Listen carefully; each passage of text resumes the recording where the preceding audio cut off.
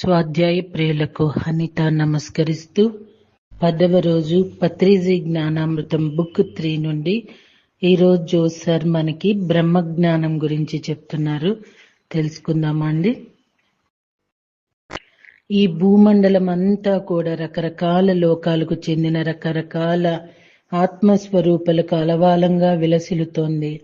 ఇక్కడ నేను శరీరం మాత్రమే కాదు, నేను ఒక ఆత్మను అన్న ఆత్మజ్ఞానాన్ని తెలుసుకున్న వాళ్ళంతా కూడా గురువులుగా విలసిల్లుతారు.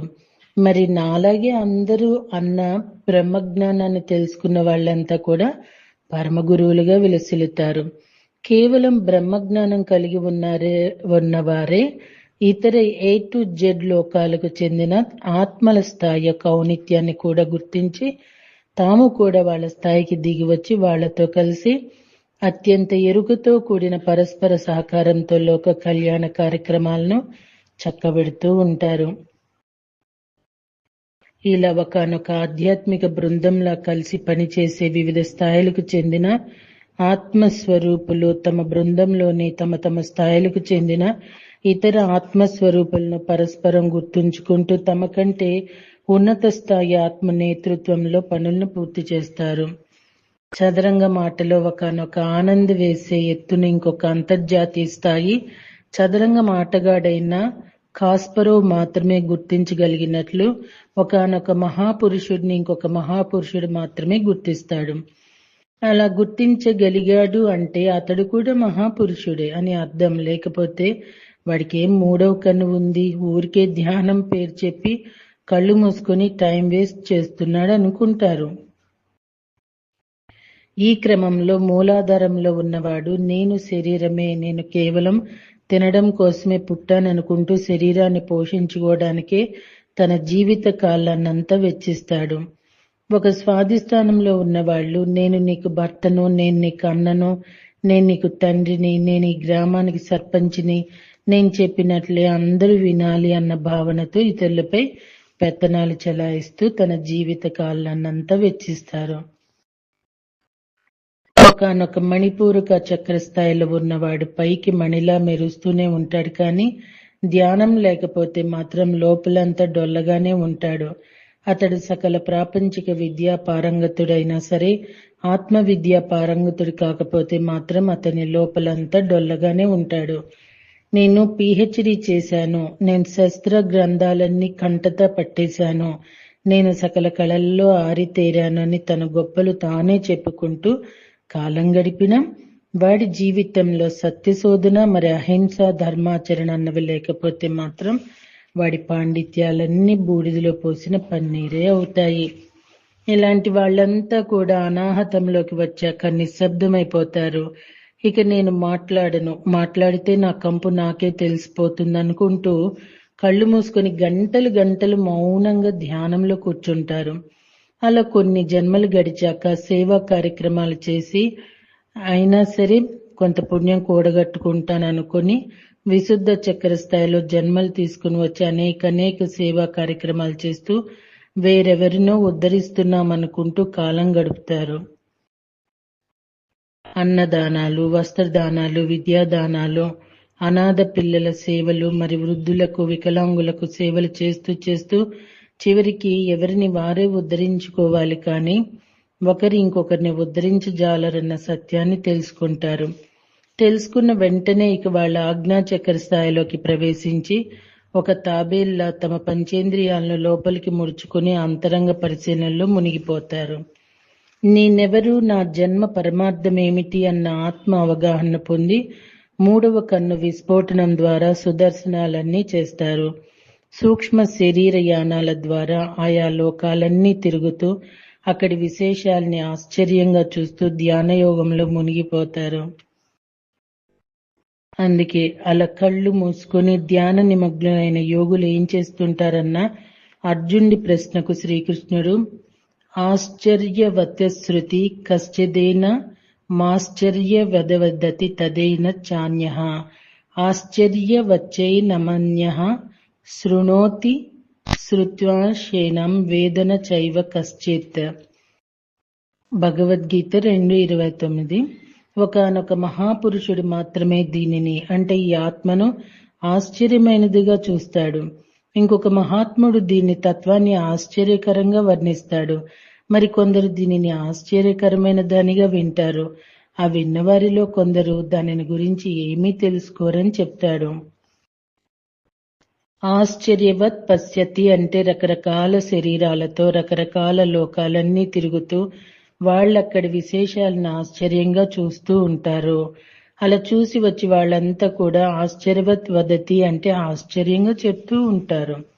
అందుకే కొందరు ధ్యానం చేసి వచ్చాక, ఇందాక నేను పక్కింట్లో ఉన్న తాగుబోతు వాడి లివర్ లోపలికి వెళ్ళిపోయి అక్కడి కణాలతో మాట్లాడి వస్తున్నాను, ఆల్కహాల్లో పడి మునిగిపోతూ మేము ఓవర్ టైం చేయాల్సి వస్తుందని అవి తెగ బాధపడ్డాయని చెప్తాడు.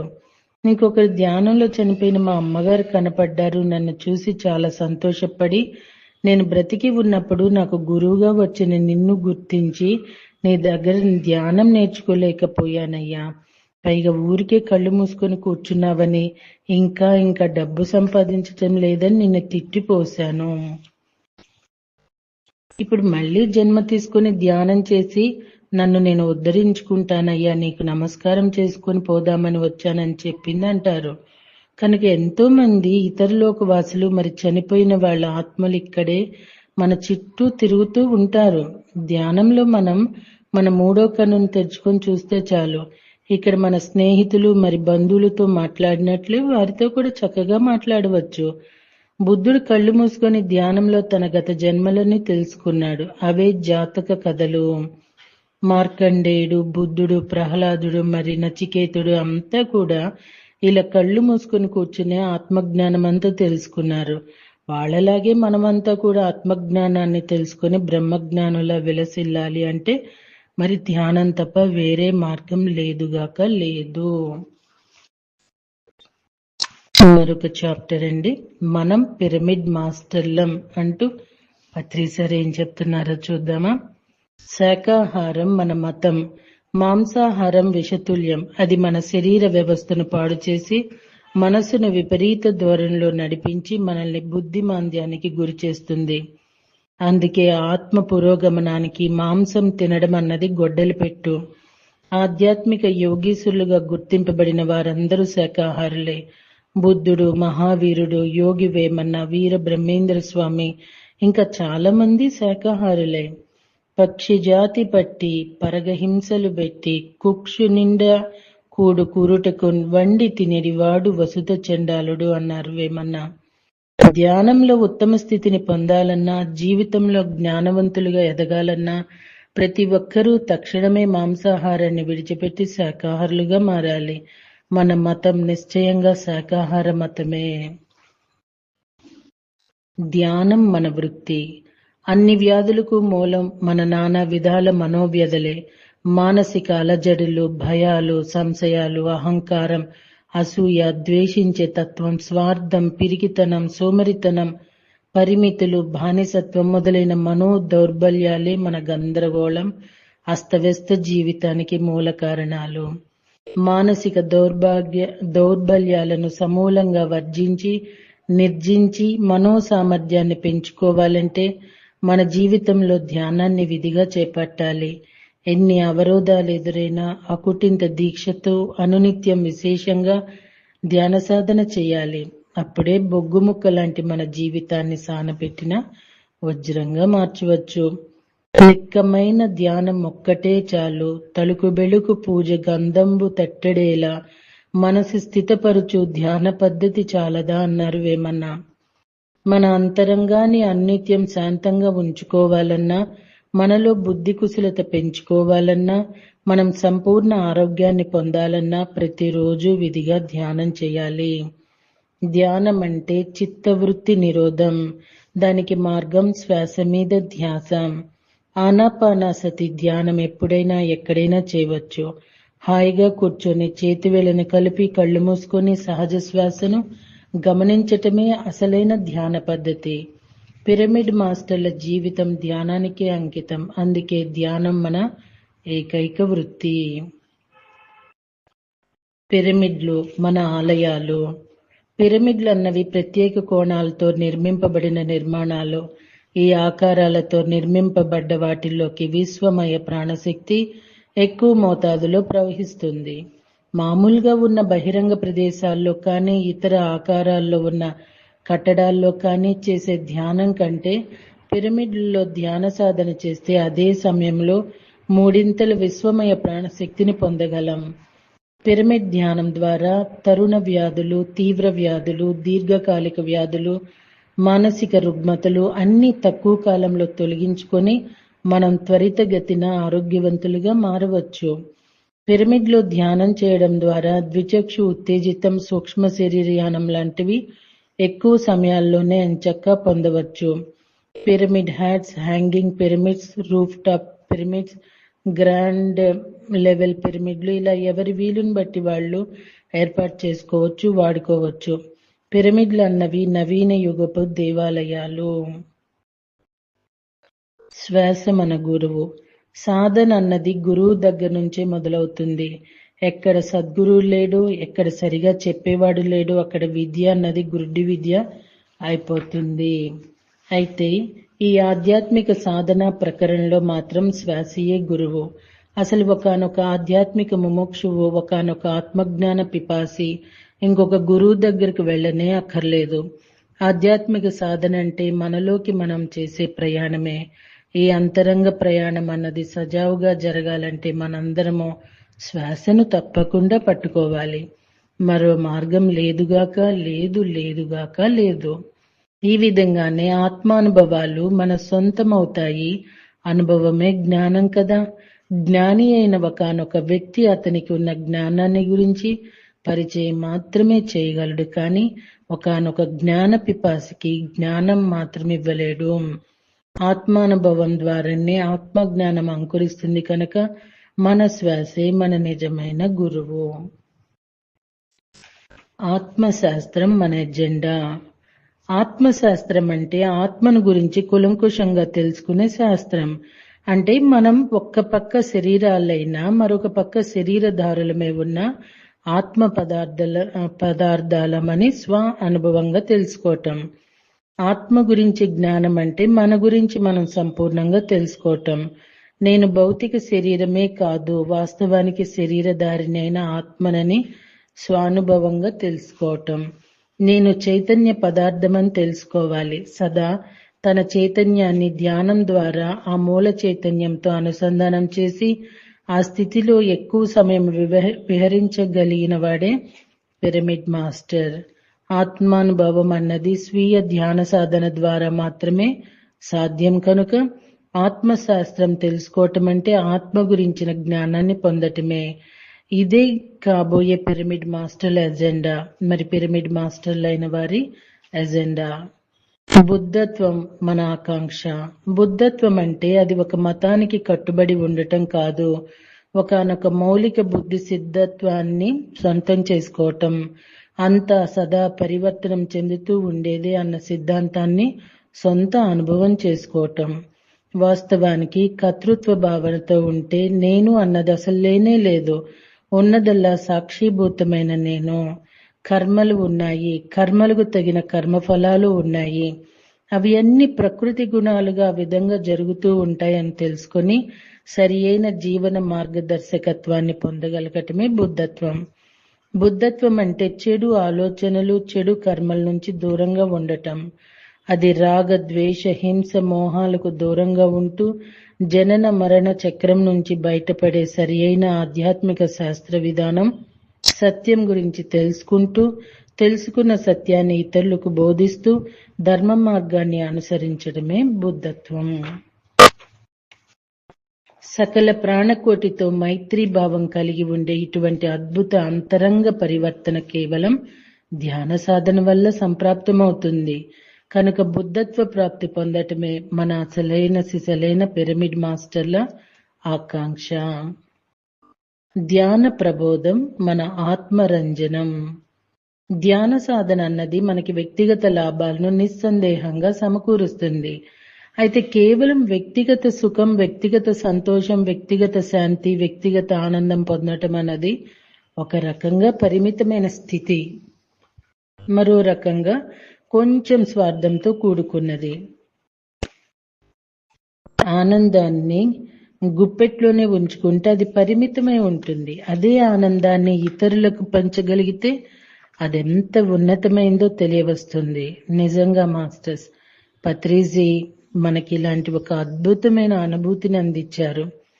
నిజంగా మనం అందుకున్న జ్ఞానాన్ని, ధ్యానాన్ని ఇతరులకి పంచినప్పుడు, వాళ్ళు దానితో మేలు పొందినప్పుడు వాళ్ళు వ్యక్తపరిచే ఆ ఆనందపు ముఖ కవళికలతో వాళ్ళ స్వరంలో ధ్వనించే ఆనందపు వెల్లువలో మనం నిజంగా తడిచి ముద్దైపోతామండి.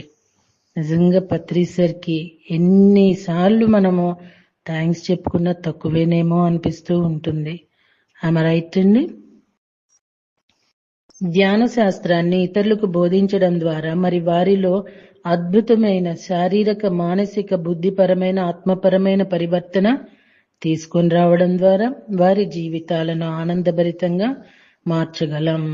మన జ్ఞానాన్ని మరింత సువిస్తారం చేసుకోగలం. కనుక ధ్యాన శాస్త్రం బోధన ద్వారా మాత్రమే ప్రతి ఒక్కరూ తప్పకుండా అపరిమితమైన ఆత్మానందం మరి ఆత్మరంజనం పొందగలరు. బోధన అన్నది పిరమిడ్ మాస్టర్లకు మహా ఆనందం. సత్యం మన అంతరంతరాల ఆనందానుభూతి. నిత్యం ఉండేదే సత్యం. మరి ఒకప్పుడు ఉండి ఒకప్పుడు ఉండనిదే అసత్యం. దేహాన్ని భౌతిక అవసరాలకు వినియోగిస్తూ నేను ఆత్మను అని సదా ఎరుకతో జీవించటమే సత్యం. అలా కాక కేవలం దేహ విషయ వాసనలతో మాత్రమే సదా జీవించటం అన్నది అసత్య దూరం. అదే దుఃఖానికి కారణం. మన చుట్టూ ఉన్న ప్రాణకోటి అంతా కూడా చైతన్య స్వరూపాలే అని ఎరుక కలిగి ఉండటమే సత్యంలో జీవించటం.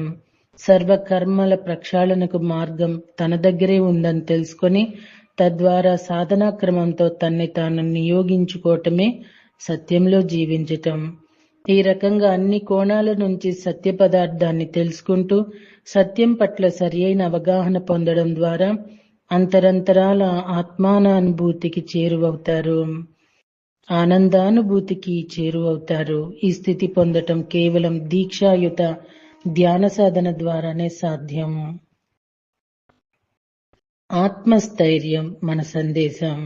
ఆత్మస్థైర్యం అంటే మన పట్ల మనం స్థిరత్వం కలిగి ఉండటం. తలపెట్టింది ఒకటైతే పరిస్థితులకు, స్వీయ బలహీనతలకు తలవంచి మరి కార్యాచరణ నుంచి నిష్క్రమించటం అన్నది పలాయన వాదం. ఎన్ని అవరోధాలు ఎదురైనా, ఎన్ని దుర్ఘటనలు ఎదురైనా, ఎంతమంది విమర్శించినా తలపెట్టిన కార్యాలను ముందుకు నడిపిస్తూ ఆరోహణ క్రమంలో పయనించటమే ఆత్మస్థైర్యానికి సరి అయిన నిదర్శనం. అదే మాస్టర్లందరి ఏకైక సందేశం. ఆత్మస్థైర్యం కోల్పోరాదు, మరి దీనులుగా ఉండరాదు. క్లెబ్యం మా స్మగమః పార్థః క్షుద్రం హృదయ దౌర్బల్యం అన్నాడు సదా కదా శ్రీకృష్ణుడు. మిత్రత్వం మన నిజతత్వం. ఎవ్వరూ మనకు శాశ్వత విరోధులు కారు, ఎవ్వరూ మనకు శాశ్వత అభిమానులు కూడా కారు. సమయ సందర్భాలను బట్టి విరోధులు మిత్రులుగా మారుతారు, మిత్రులు విరోధులుగా మారవచ్చు. కేవలం పరిస్థితులను ఆధారం చేసుకొని ఎవరితోనూ విరోధం పెంచుకోకూడదు. మమాత్మ సర్వభూతాత్మ, తాను ఏ ఆత్మస్వరూపుడిగా ఉన్నాడో అందరూ ఆ విధమైన ఆత్మస్వరూపులే అని తెలుసుకోవాలి. బుద్ధత్వ ప్రాప్తి పొందిన సిద్ధార్థుడు అందరితో మైత్రీభావం కలిగి మైత్రేయ బుద్ధుడయ్యాడు. సకల జీవుల పట్ల, పశుపక్షాదుల పట్ల, వృక్షాల పట్ల మైత్రీభావం కలిగి ఉండటమే మన నిజతత్వం. ఈ అద్భుత స్థితి మనం పొందాలంటే ఉన్న ఏకైక మార్గం ధ్యాన మార్గం. నిరాడంబరత మన సహజ లక్షణం. నిరాడంబరత అంటే పరిమితమైన దుస్తులు ధరించి మనుషులకు దూరంగా ఓ మూల కూర్చోవడం కాదు. సామాజికంగా, ఆర్థికంగా, ఆధ్యాత్మికంగా మనిషి ఎంతటి ఉన్నత స్థాయికి చేరుకున్నా బాహ్య ఆడంబరాల వైపు మొగ్గు చూపకుండా అంతరంగంలో నిరాడంబరత కలిగి ఉండటమే నిజమైన నిరాడంబరత. నిరాడంబరత అన్నది అహంకార రహిత జీవితానికి నిదర్శనం. బహిరంగ ప్రలోభాలకు తలవొగ్గక అంతరంగంతో మమైక్యమై ఉండటమే అసలైన నిరాడంబరత. ఒకానొక మనిషి యొక్క విజయం నిరాడంబరంతోనే సాధ్యమవుతుంది. మన బాహ్య అహంకారాన్ని వదులుకోవటం కాదు, లోపల దాగి ఉన్న అహంకారాన్ని పూర్తిగా త్యాగం చేయటం అన్నదే నిజమైన నిరాడంబరత అన్నది పిరమిడ్ మాస్టర్లకు వెన్నతో పెట్టిన విద్య. సమస్త జీవకోటి మన సంపూర్ణ బృహత్ కుటుంబం.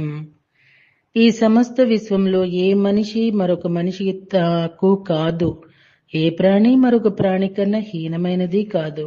సకల జీవరాశులు తమ తమ చైతన్య స్థితులను పెంచుకోవాలని నిరంతరం ప్రయత్నం చేస్తూనే ఉంటాయి. ఈ క్రమంలో తమ తమ చైతన్య స్థితిలో హెచ్చుతగ్గులు ప్రదర్శిస్తూ ఉంటాయి. అవన్నీ కూడా చైతన్యం విస్తరింప చేసుకోవటానికి నిరంతర ప్రయత్నంతో ముందుకు సాగుతున్నవే కనుక పరిమితమైన అవగాహనతో కొన్నిటిని తక్కువగా చూడటం అన్నది సరియైన విధానం కాదు. ప్రతి ఒక్కరూ, ప్రతి ప్రాణి నిరంతరం ఈ విశ్వ తిరుగాడే ప్రయాణికులే. అందరూ ఈ విశ్వ కుటుంబంలో భాగస్వాములే. మనమంతా ఈ బృహత్ విశ్వ కుటుంబానికి చెందిన వారమే. వినయం మన పురాతన సంస్కృతి. వినయం లేని విద్య పరిమళించదు. వినయం లేకపోతే ఎంతటి గొప్పవాడైనా ఎప్పుడో ఒకప్పుడు అభాస పాలవుతాడు. ఎన్ని భౌతిక విద్యలు అభ్యసించినా, ఎన్ని ఆధ్యాత్మిక విద్యలు అభ్యసించినా వినయం అన్నది లేకపోతే గౌరవం సంతరించుకోలేడు. విద్య దదాతి వినయం. నిజమైన విద్య ద్వారా మాత్రమే వినయం చేకూరుతుంది. ఎక్కడ నిజమైన విద్య లేదో అక్కడ వినయ ఫలం ఉండదు. వినయం ద్వారానే సర్వులు ఆకర్షింపబడతారు. ఎంతటి బ్రహ్మజ్ఞానవంతుడైనా అవిధేయతతో కూడుకున్నప్పుడు అందరికీ దూరం అవుతాడు. ప్రతి పిరమిడ్ మాస్టర్ సదా వినయంతో సహజంగా చరిస్తాడు. వినయమే మాస్టర్ల యొక్క నిజమైన సంస్కృతి. సో మాస్టర్స్ రేపు సూక్ష్మ శరీరయానం అంటూ పత్రిసర్ ఏం చెప్తున్నారో తెలుసుకుందామా అండి? Thank you.